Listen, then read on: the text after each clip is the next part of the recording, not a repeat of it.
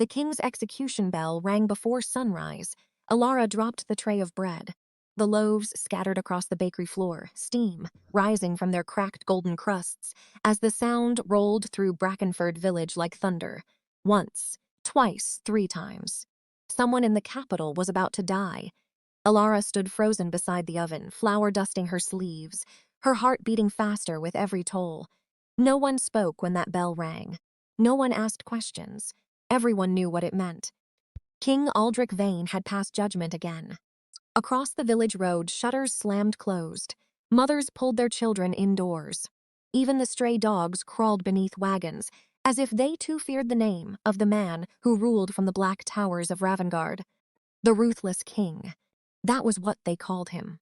A man who never forgave betrayal. A man who turned traitors into warnings. A man who had forgotten mercy so completely that some whispered he had never possessed a heart at all.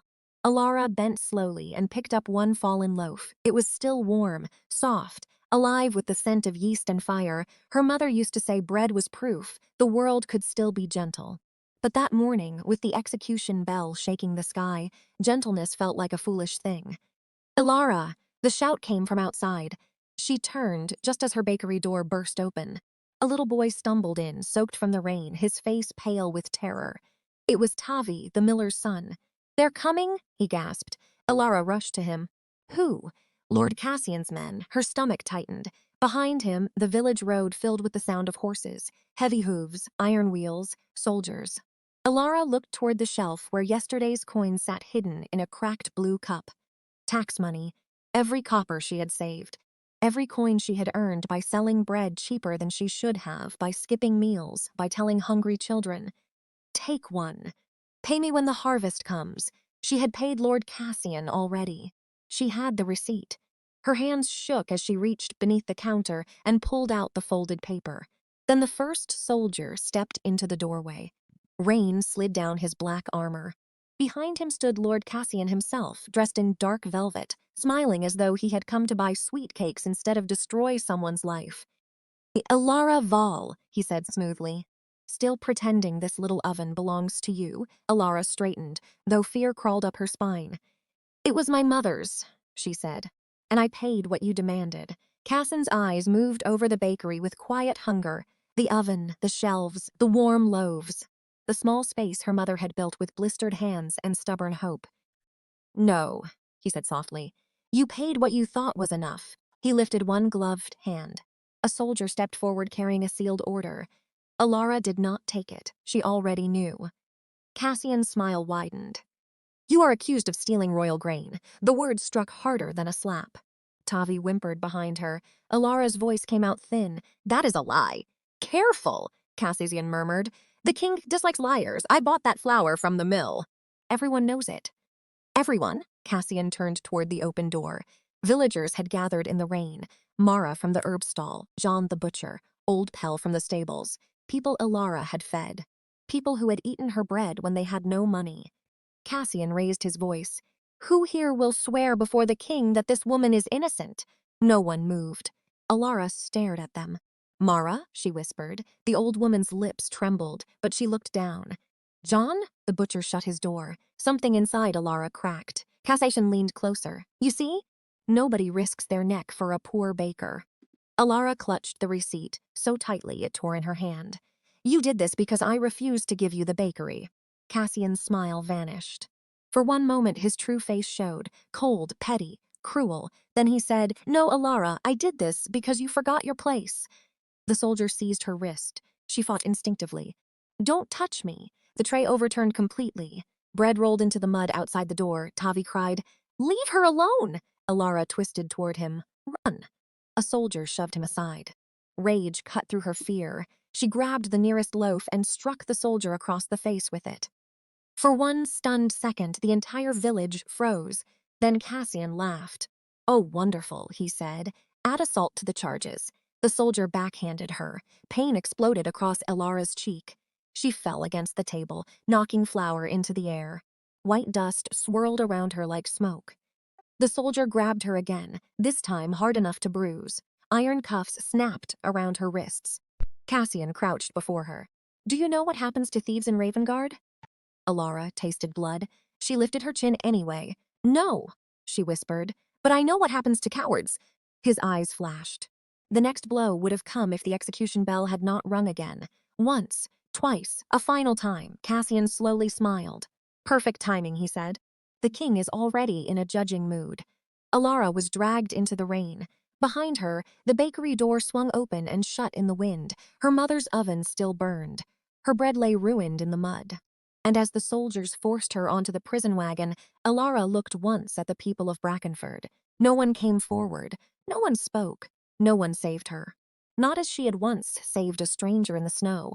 Not as she had once given away the last piece of bread in her house to a dying man with gray eyes. A man whose name she never learned. A man she thought the world had swallowed. A man who, at that very moment, sat on a black throne in Rivengard Palace, listening to another prisoner beg for mercy, and feeling nothing, until her name reached him. The prisoner screamed as the axe fell. The sound echoed through the throne room, sharp enough to make half the court flinch. King Aldric did not.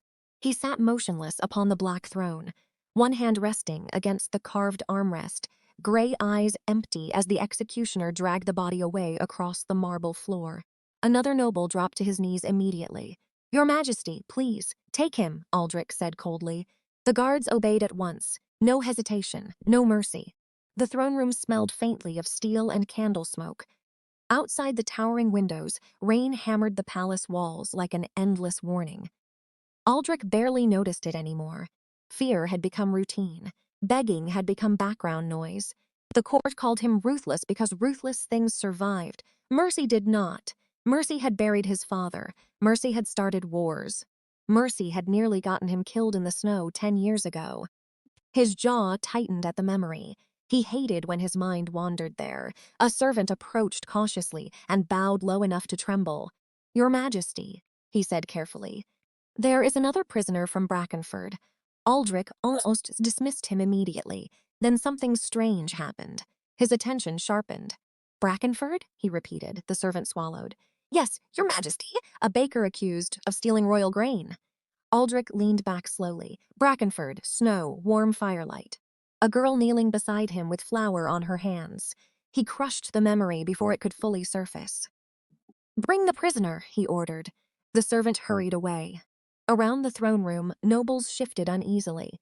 Lord Varos stepped forward carefully. "Your Majesty, if I may speak freely?" Aldric already sounded bored. That is usually when people say foolish things. A nervous laugh spread through the court. Varos forced a smile. "The executions today have frightened the trade houses. Perhaps easing punishment would calm unrest in the outer villages." Aldric's eyes moved toward him, cold, dangerous, and when rebels mistake kindness for weakness, Varos hesitated. Some would say fear cannot rule forever. Aldric stood. The room instantly fell silent. The king descended the throne steps slowly, each movement deliberate enough to suffocate the air itself. "Fear built this kingdom," he said quietly. "While weak men debated mercy, I ended the war." He stopped directly before Varos. "You enjoy sleeping beneath a peaceful roof?" "Yes, Your Majesty. You enjoy waking without hearing soldiers slaughter your family?" Varos swallowed. "Of course. Then remember who gave you peace." Varos dropped his eyes immediately. Aldric turned away before his temper worsened. Peace? What a beautiful lie. There was no peace. Only quieter violence.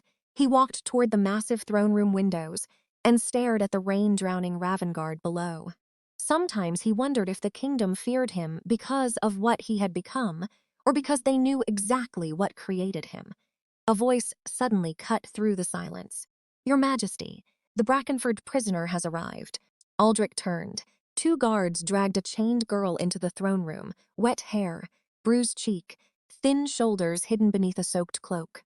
For one distracted moment, he barely looked at her. Then she lifted her face and the world stopped. Aldric's heartbeat slammed against his ribs. No, impossible. The throne room vanished. Suddenly he was freezing again, bleeding into snow beside a broken bridge while darkness swallowed the edges of his vision. He remembered rough hands dragging him through ice. A girl's voice whispering desperately, "Stay awake, warm firelight." The smell of bread, brown eyes staring into his while she held food to his lips, the last bread in her house. Elara. The name hit him like a blade. The guard shoved her to her knees. She stands accused of stealing royal grain. Enough. The single word cracked through the throne room. Everyone froze. Aldric stepped forward slowly. He could not stop staring at her face, older now, tired, sadness beneath her eyes that had not existed before, but still her. Still the girl who had once fed a dying stranger when she herself had been starving. Elara looked up uncertainly. Fear trembled across her expression. Of course she feared him. Everyone did. She did not recognize him. Why would she? The broken young soldier she saved had vanished years ago beneath blood and crowns. Aldric stopped directly in front of her. The chains around her wrists softly. Something ugly twisted inside him at the sight. "Your name," he said quietly. "Elara Veyne." The sound nearly shattered him. 10 years. 10 years, and somehow he still remembered her voice perfectly. Lord Cassian stepped forward smoothly. "Your Majesty, this woman has manipulated the village for years. She pretends generosity while stealing royal property." Aldric did not look away from Elara. "Did you steal?" The room fell silent. Elara hesitated, not because she was guilty, because she understood her life depended entirely on whether the king believed her. "No," she whispered. "I swear it." Something fierce rose inside him instantly, because she was telling the truth. He knew it with terrifying certainty. Elara had once shared her last meal with a wounded stranger she believed might die before sunrise. A woman like that did not steal bread. Aldric finally turned toward Cassian. "Come closer." Cassian obeyed eagerly, sensing favor. Big mistake. The moment he stood within reach, Aldric grabbed his throat. Gasps exploded through the throne room. Cassian choked violently as the king slammed him against a marble pillar. "You accuse her of theft?" Aldric's voice dropped into something lethal. "You?" Cassian clawed at the king's wrist. "Your Majesty!" Aldric's fury frightened even the guards, because this was not political anger, this was personal, deeply personal. Elara stared in shock. "Your Majesty," she whispered, "please." The word hit him harder than any blade. Please, not fear, not manipulation, concern. For him, even now. Aldric released Cassian instantly. The noble collapsed coughing onto the marble floor. The king turned back toward Elara, his voice softened slightly. "Did they hurt you?" She blinked in confusion. "What?" "The soldiers," he said carefully. "Did they hurt you?" Elara looked down at the bruises forming beneath the iron cuffs. Aldric saw them, and something dangerous flickered across his face. "Remove the chains," he ordered. The guards hesitated only half a second before obeying. The iron cuffs dropped heavily to the floor. Red marks circled Elara's wrists. Aldric stared at them too long. Guilt pressed unexpectedly against his chest. This kingdom had done this to her, his kingdom. "You don't remember me," he said quietly. Elara frowned slightly, his chest tightened. Of course she didn't. He barely remembered himself before the war, before the throne, before ruthlessness became survival. But then her eyes narrowed slightly. Confusion shifted across her face. "You," she whispered slowly. Aldric's pulse quickened. Rain, firelight, snow. He saw the memories returning behind her eyes, then suddenly, "The bridge," she breathed. The throne room went silent again. "You were the wounded soldier." Aldric closed his eyes briefly. After 10 years, she remembered. When he opened them again, something colder and more fragile than rage sat beneath his expression. "Yes." Elara stared at him in disbelief. "No," her voice trembled. "That can't be possible. You gave me bread." The words struck the room harder than any scream. Nobles exchanged confused glances. "Bread?" Aldric took another step closer. "You dragged me through a snowstorm because you were too stubborn to let a stranger die." Elara's eyes widened further. "I didn't know who you were." "I know. You never told me your name. I couldn't." "Why?" His jaw tightened. "Because my brother was trying to kill me." Shock rippled through the court. Aldric rarely spoke of the war before his coronation, rarely spoke of family at all. Elara stared at him carefully now, as though searching beneath the crown for the dying young man she once knew. "You stayed 3 nights," she whispered. Aldric almost smiled. "You threatened to hit me with a pan when I tried to leave too early. You could barely stand. You were terrifying. You had stitches in your side. You still threatened me. You were stubborn. You called me an idiot. Because you were an idiot." Several nobles nearly stopped breathing. Nobody spoke to the king this way. Nobody. But instead of anger, Aldric laughed. The sound stunned the throne room more than any execution earlier that morning, because the ruthless king almost never laughed, and when he did, it was never warm. This time it was different, brief, rusted, but real. Elara looked equally shocked by it. Then slowly, she smiled too, and the sight hit Aldric harder than war ever had, because suddenly he remembered exactly why he searched for her after taking the throne. Not because she saved his life, because she had made him feel human, while the rest of the world was teaching him to become a weapon. Lord Cassian rose shakily from the floor. "Your Majesty," he rasped desperately, "surely personal history cannot blind the throne to justice." Aldric's warmth vanished instantly. "You dare speak of justice?" Cassian swallowed hard. The king turned toward the captain of the guard. "Bring me the Brackenford tax ledgers." Cassian paled immediately. Aldric noticed. Interesting, very interesting. While guards rushed away, the king looked back toward Elara. She still appeared overwhelmed, exhausted, hungry. The bruises beneath her eyes angered him more the longer he looked at them. "When did you last eat?" he asked. She blinked at the sudden question. Yesterday morning." Murderous silence filled the room. Aldric turned slowly toward the guards who transported her. Every soldier stepped backward instinctively. "She was given no food?" he asked quietly. Nobody answered. That was answer enough. The king's expression darkened so completely that even the candles seemed colder. "Captain." "Yes, your majesty?" "After court ends, every soldier involved in transporting Elara Vala will receive 20 lashes. The guards went pale. Elara immediately shook her head. "No!" Everyone looked at her in shock. She realized too late she had practically shouted at the king. But Aldric only studied her carefully. "They mistreated you.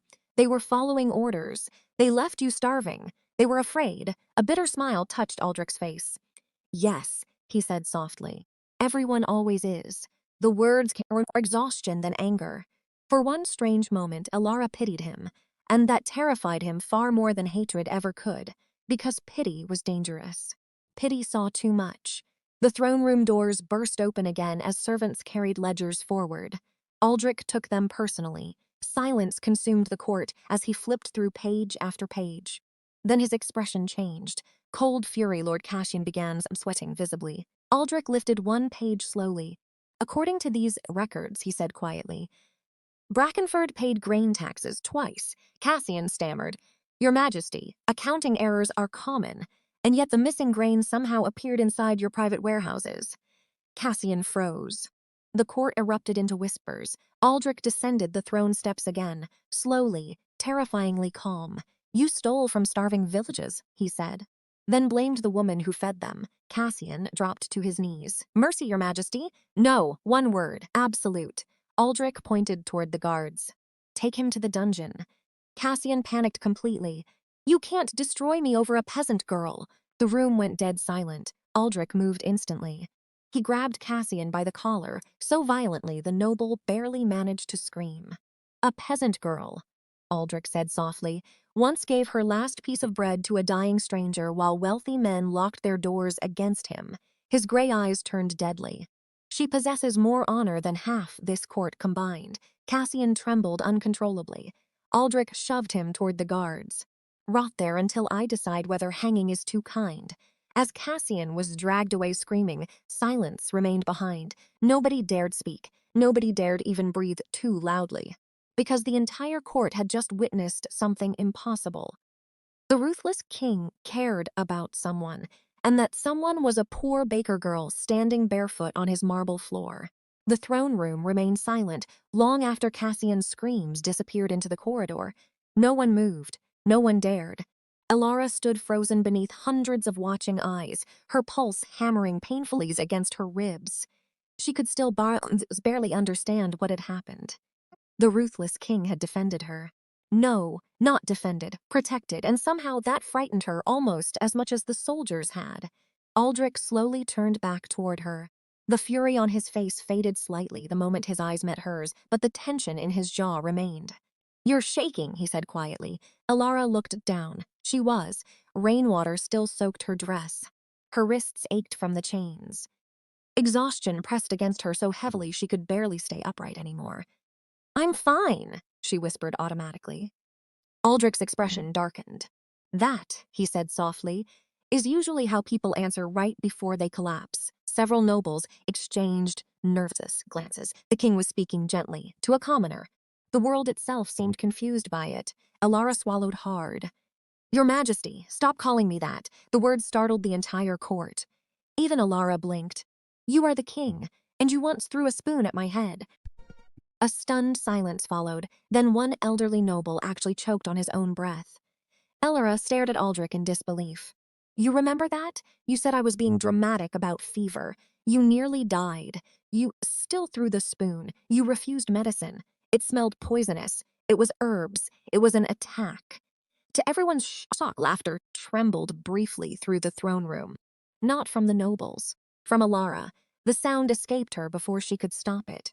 And the moment it did, Aldric looked at her as though he had been starving for years, and suddenly remembered what warmth sounded like.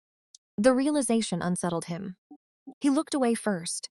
"Captain," he said sharply. The guard stepped forward immediately. "Yes, Your Majesty. Prepare chambers in the East Wing." The court erupted instantly. The East Wing, royal guest chambers, reserved for foreign rulers and blood nobility. Elara shook her head at once. "No." Aldric looked back at her slowly. "No," he repeated. "I can't stay here. You can barely stand. I don't belong in a palace. You belong where you are safe." The words hit harder than she expected. Safe. She could not remember the last time anyone promised her safety. Still, she lifted her chin slightly. "And if I don't want your protection?" A dangerous silence settled over the room. Several nobles looked horrified that she dared challenge him publicly. But Aldric simply studied her, long enough for discomfort to creep beneath her skin. Then finally, quietly, "I would still give it." Something shifted painfully inside her. She looked away first. The king turned toward the court again. "This hearing is over." No one argued. No one was stupid enough. As nobles hurried out, whispers flooded the throne room. "The baker girl. She bewitched him. I've never seen him like this." "Elara." Her name in Aldric's voice pulled her attention back immediately. The room had nearly emptied now. Only guards and servants remained. He stepped closer carefully, as though afraid sudden movements might frighten her. "You're exhausted," he said. "I'll survive." That is not the same thing. The quiet intensity in his voice unsettled her more than shouting would have. Elara folded her arms slightly, uncomfortable beneath his attention. "You changed," she whispered before she could stop herself. A shadow crossed his face. "Yes." The answer held no defense, no pride, only exhaustion. For the first time, Elara truly looked at him. Not the crown, not the throne, him. There were faint scars near his jaw she didn't remember, thin silver lines near his hands. Hardness in his eyes that war had carved there permanently. But beneath all of it, she still recognized the young man who once stared at firelight like he had forgotten warmth existed. "You were kinder before," she said softly. The words landed like a blade. Several nearby guards visibly stiffened. No one spoke to the king this way, but Aldric only nodded once. "I know. No excuses. No anger. Somehow that hurt worse." Elara looked down at her bruised wrists again. "You became exactly what the war wanted." A long silence followed. Then Aldric answered quietly, "Yes." Something about the honesty in that single word nearly broke her heart. A servant approached, nervously carrying a silver tray. Bread, soup, water. The smell alone made Elara dizzy. Aldric noticed immediately. "Sit, I can stand." Elara, the way he said her name stopped her arguments instantly. Not commanding, not royal, just tired. She sat slowly at the edge of a nearby chair. The servant hurriedly placed the tray before her. Elara hesitated. Then shame crept across her face as hunger won. She reached for the bread too quickly. Aldric looked away to give her dignity while she ate. That small gesture affected her more than she wanted to admit. Most powerful men enjoyed watching weakness. He protected hers. The silence between them stretched quietly while rain battered the palace windows. Finally, Elara whispered, "Did you really search for me?" Aldric's gaze returned to her. "Yes." "Why?" "Because I couldn't forget you. Because you were the last good thing before I became king. Because I survived the war but lost myself afterward." None of those answers left his mouth. Instead, he said carefully, "When someone saves your life, forgetting them becomes difficult." Elara studied him. "That isn't the only reason." A faint smile touched his mouth. "You still notice too much. You still avoid questions. Some questions are dangerous. Only if the answers are." The old version of him almost surfaced then. The wounded young soldier who argued beside her bakery oven. For one dangerous moment, Aldric wanted that version back more than anything. But kings did not survive by wanting soft things. A guard suddenly entered the throne room and dropped to one knee. "Your Majesty." Unrest spreads through the lower districts. Aldric's face hardened immediately. "What kind of unrest?" "Word about Lady Elara has spread." Elara blinked. "Lady," the guard continued carefully. "Some nobles claim your Majesty has been manipulated." A cruel smile touched Aldric's mouth. "Of course they do. They are gathering support against her." Elara's stomach tightened. "Against her? Why?" She was nobody. Aldric noticed fear cross her expression. Instantly, his tone sharpened. "Who?" The guard swallowed. "Several trade lords, some military advisors. They believe affection compromises the throne." Affection. The word changed the air itself. Elara looked toward Aldric slowly. He did not look at her. Interesting. Very interesting. The king's voice turned deadly calm. "Names." The guard listed them quickly. Aldric listened in silence. The more names he heard, the colder his expression became. Elara recognized that look immediately. Violence. The throne room suddenly felt dangerous again. "Aldric," she said carefully. He glanced toward her. "Don't." His eyes narrowed slightly. "Don't what?" "Do whatever you're thinking." A humorless laugh escaped him. "That eliminates many possibilities." "I'm serious." "So am I." The room chilled further. Elara stood slowly despite exhaustion. "They're afraid." "They should be. That isn't helping. It keeps order." "It keeps silence," she corrected softly. The words struck harder than shouting. Aldrich stared at her. No one challenged him anymore. Not honestly. People feared him too much. But Elara looked at him exactly the same way she had 10 years ago beside the fire. Like he was still a man before he was a king, and somehow that terrified him, because men could fail. Kings could not. "You think I'm cruel," he said quietly. Elara hesitated. "That isn't what I said. You didn't need to." The silence stretched painfully. Finally, she whisped, "I think you're tired." The answer stunned him. Not monster, not tyrant. Tired, as though she could still see the wounded young man buried beneath the crown. Aldrich looked away abruptly. "Take her upstairs," he ordered the servants. Elara frowned. "I'm not finished talking." "Yes," he said quietly, "you are." Before she could argue further, he walked away.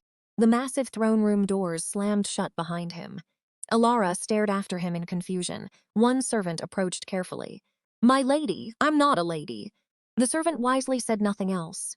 The East Wing chambers were larger than Alara's entire bakery. A fire crackled near enormous windows overlooking Ravengard. Thick blankets covered the bed. Candles glowed softly across polished furniture she was almost afraid to touch. She stood awkwardly in the center of the room, feeling completely out of place. A maid approached, carrying folded dresses. "We prepared these for you." Elara stared at the expensive fabric in horror. "I can't wear that." The maid blinked. "Why?" "Because one sleeve probably costs more than my bakery." The maid tried not to laugh. "Too late," Elara noticed. "You think that's funny, a little," Elara sighed. "Wonderful. Even palace servants laugh at me." "Not at you," the maid said gently. "At how normal you are." The words unsettled her unexpectedly. Normal. Nothing about this situation felt normal. The maid hesitated before adding quietly, "I've worked in this palace 7 years, and I've never seen His Majesty look at anyone the way he looks at you." Alara's heartbeat stumbled. "You're mistaken." "No," the maid whispered carefully. "I really don't think I am." That night, Elara could not sleep. Rain continued pouring across Ravengard while distant thunder rolled through the city. Eventually, she gave up trying. Barefoot and restless, she wandered quietly through dark palace corridors until she noticed faint light beneath a half-open door. Voices drifted through. "The nobles are growing nervous," someone said. Aldrich answered coldly. "Then they may continue growing nervous. She weakens your authority." Elara froze. A second voice spoke carefully. "Your Majesty, forgive me." But the court fears emotional attachment. A long silence followed. Then Aldrich said quietly, I buried my emotions years ago. The lie hurt more than it should have. Elara should have walked away. Instead, she remained frozen outside the doorway. Another advisor spoke. With respect, sire. Everyone saw your face today. Silence! Then, she matters to you. Aldric's answer came low and dangerous. Watch your next words carefully. The advisor immediately backed down. My apologies, Your Majesty. Another long silence followed before Aldric finally spoke again. She once fed me while starving herself. No one answered. Perhaps because there was nothing to say. Eventually, one advisor whispered, that kind of loyalty cannot be purchased. Aldric's voice roughened slightly. That's exactly the problem. Elara stepped backward quietly before anyone noticed her listening, but as she turned the corner, a hand caught her wrist gently. She gasped softly. Aldric stood there. Of course he noticed her. Kings noticed everything. For a moment, neither spoke. Then his eyes dropped toward her bare feet. You should be asleep. I could say the same to you. I stopped sleeping properly years ago. The honesty in his voice caught her off guard again. Elara looked away. Your advisors hate me. They hate anything they cannot control. And can you control me? The question slipped out before she could stop it. A dangerous silence followed. Aldric stepped slightly closer. No, he admitted quietly. The answer affected her far more than it should have, because powerful men always wanted control. But Aldric sounded almost relieved. He lacked it with her. Thunder shook the palace windows. Elara glanced toward the storm. I used to hate thunder, she murmured. Aldric's expression softened slightly. You still hide near ovens during storms? Her eyes widened. You remember that too? You burned 3 loaves because you were distracted. I was 14. You blamed the weather. It was the weather. You yelled at the sky. I was emotional. You threatened lightning personally. It felt aggressive. Aldric laughed quietly again. The sound warmed the corridor unexpectedly. Then silence returned. Softer this time, more dangerous, because now neither of them could ignore what stood between them anymore. 10 years. Memory. Longing neither fully understood.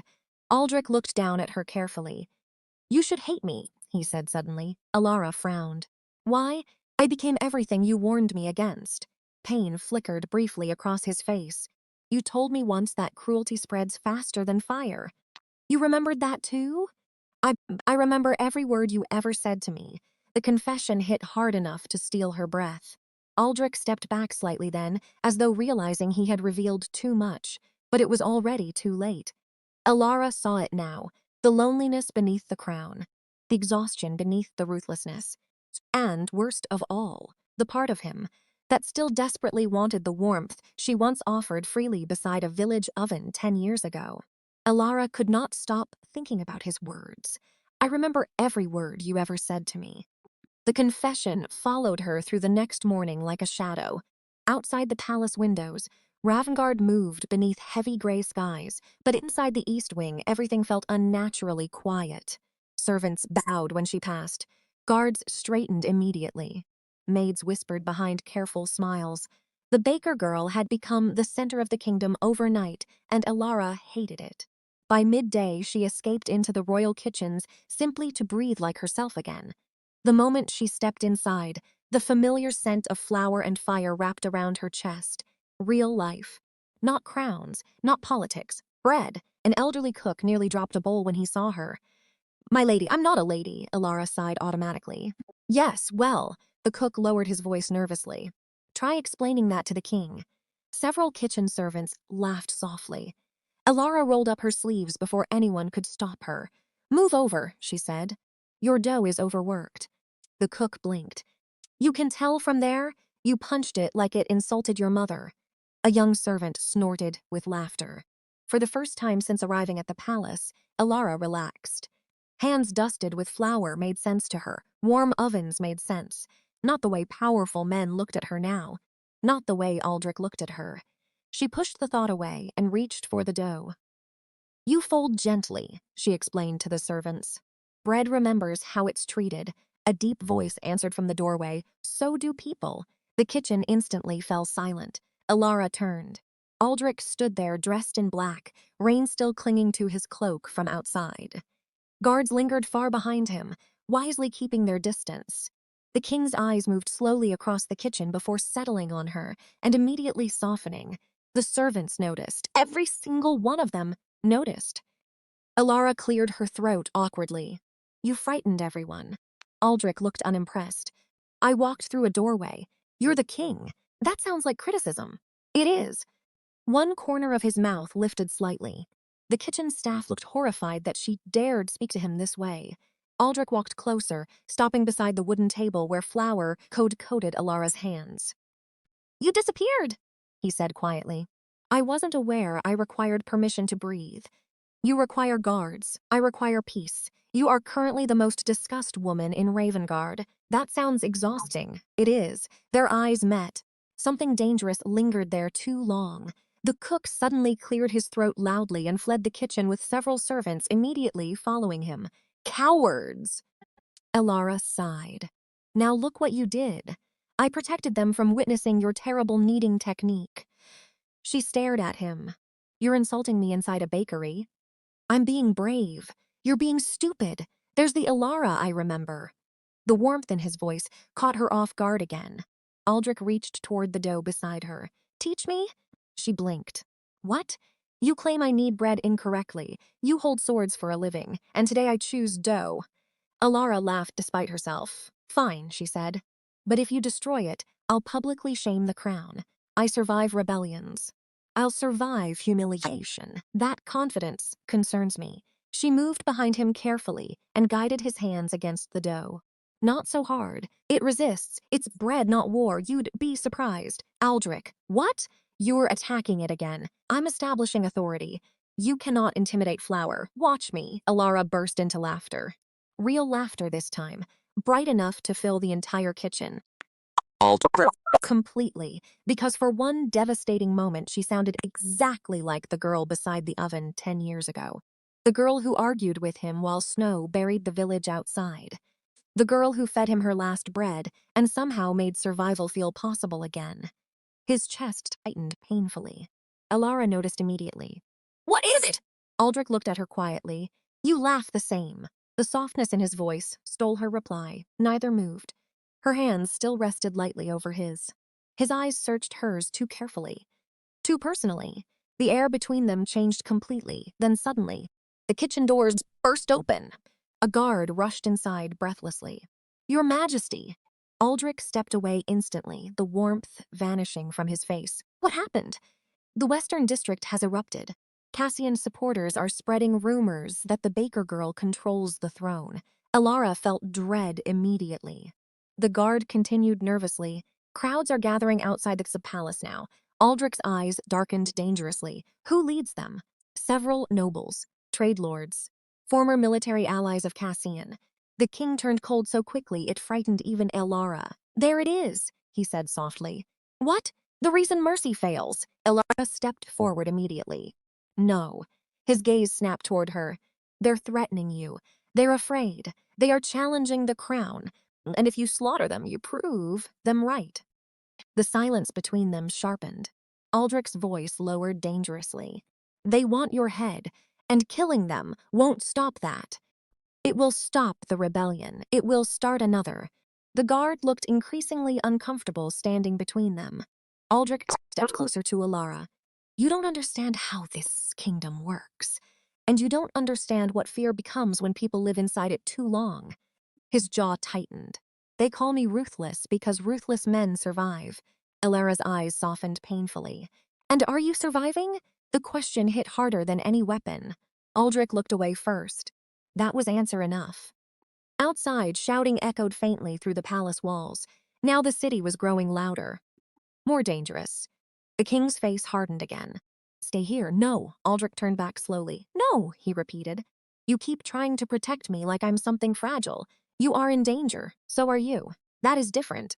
No, Elara said quietly. It isn't. She moved closer until only inches separated them.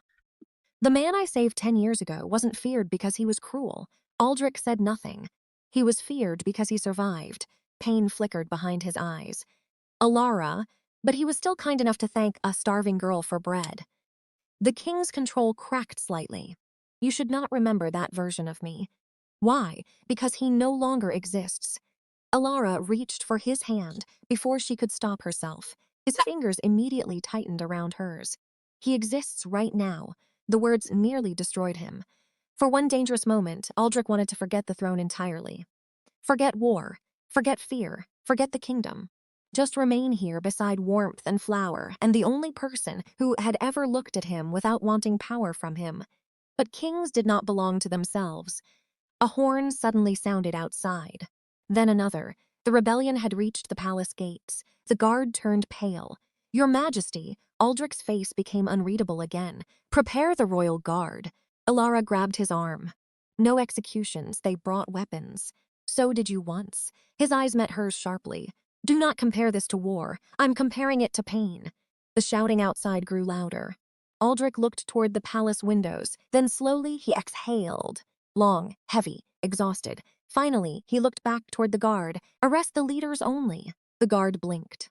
"Your Majesty? No bloodshed, unless absolutely necessary." Shock crossed the guard's face, because those were not orders the Ruthless King usually gave. But before the guard could leave, Aldric added coldly, "If anyone touches her, I will personally hang every noble involved from the city walls." The guard hurried away immediately. Elara stared at him.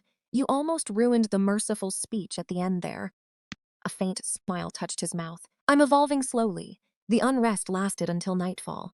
Crowds gathered outside the palace demanding Elara's removal from court. Nobles spread rumors that she had bewitched the king, weakened him, softened him. But the executions never came.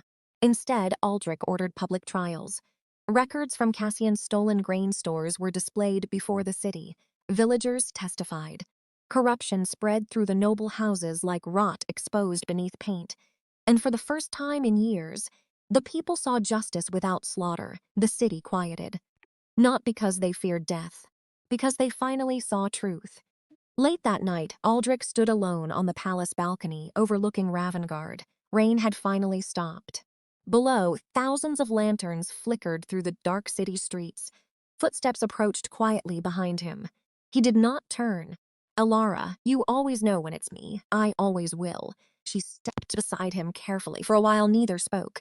Then Elara whispered, "You changed things today." Aldric looked toward the city. "Perhaps temporarily." "No," she said softly. "Something bigger." A bitter laugh escaped him. "You give me too much credit." "No," she answered gently. "I think the kingdom gave you too little humanity." The word settled heavily between them. Aldric leaned against the stone railing. "When I became king, everyone brought me something." Elara looked at him quietly. Gold armies, political alliances. Daughters dressed in silk pretending affection, while their fathers negotiated power behind them. Disgust darkened his voice. "They all wanted pieces of the crown. And me?" Aldric finally turned toward her. "You brought me bread." Her chest tightened. "You keep saying that like it mattered more." "It did. Aldric." "No one fed me because they cared whether I lived," he said quietly. "They fed a future king. You fed a dying stranger." Emotion roughened his voice now. "And somehow, after all these years, it remains the kindest thing anyone has ever done for me." Elara's eyes filled slowly. "You were hurt. So were you. I wasn't alone. You were starving," he said sharply, "and you still shared your last meal." The memory hit him, visibly even now. Aldric stepped closer carefully. "You should know something." "What?" "I searched every village after the war ended." Elara blinked. "What?" "I looked for you." Her breath caught. "For years," he admitted quietly. "But Brackenford had been destroyed during winter raids. I thought you were dead." Emotion tightened painfully inside her chest. "You searched for me. You haunted me." The confession landed like thunder. Aldric looked down briefly, almost frustrated with himself. "You were the last memory I had before becoming king. Before executions, before war councils, before I became." He gestured vaguely toward the crownless darkness surrounding him. "This." Elara's voice softened. "You became someone trying to survive." "No," he said quietly. "I became someone afraid to feel." Silence stretched between them. Then Elara reached up slowly and touched the scar near his jaw. Aldric froze. "You still feel," she whispered, his eyes closed briefly beneath her touch. When he looked at her again, all the walls were finally gone. No king, no throne. Only the wounded young man who once lay freezing beside a bridge praying not to die alone. Elara, he said roughly, stay. Stop. Her heartbeat stumbled. Stay where? With me. The vulnerability in his voice nearly broke her heart. Aldric swallowed hard. If you want the bakery, I'll build 10 more. If you want Brackenford, I'll restore every stone myself. If you want distance from this palace, I'll come to you instead. Elara stared at him speechlessly. I don't care about politics anymore, he admitted quietly. I spent years ruling through fear because fear was the only language war taught me. Then you walked back into my life, carrying flour on your sleeves, and reminded me who I used to be. Tears slipped down her cheeks. Aldric, I don't need worship, he whispered. I don't need obedience. Gods know I've had enough of both. His voice cracked slightly. I just need the woman who once looked at a dying stranger and decided he deserved kindness. The last of Elara's resistance shattered completely.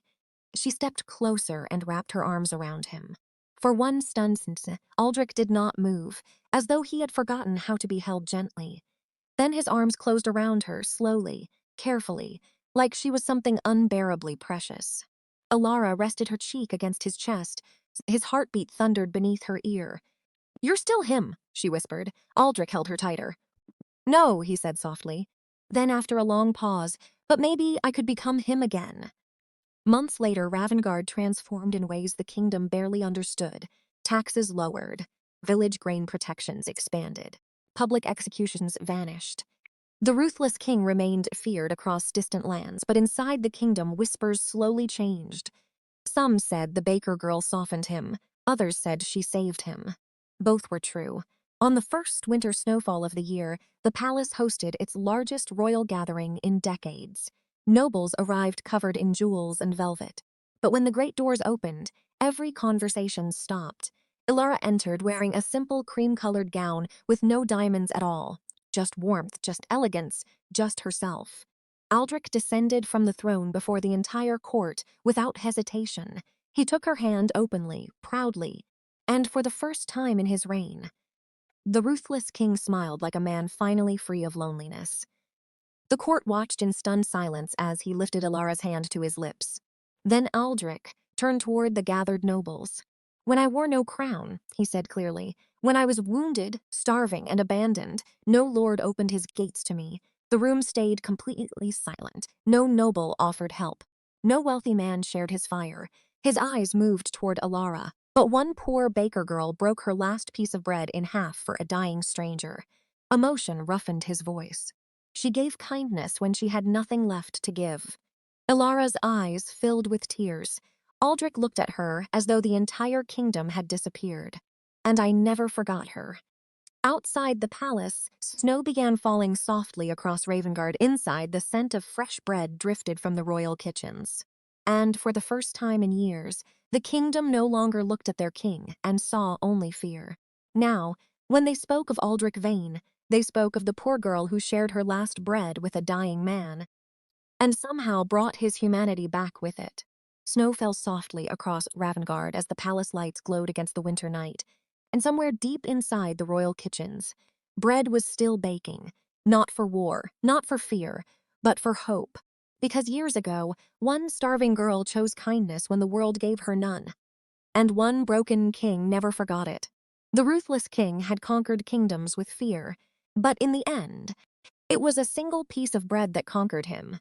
If you enjoyed this story, don't forget to like, subscribe, and turn on notifications for more emotional royal romance stories like this one. And remember, sometimes the smallest act of kindness can change the fate of an entire kingdom. Good night, and I'll see you in the next story.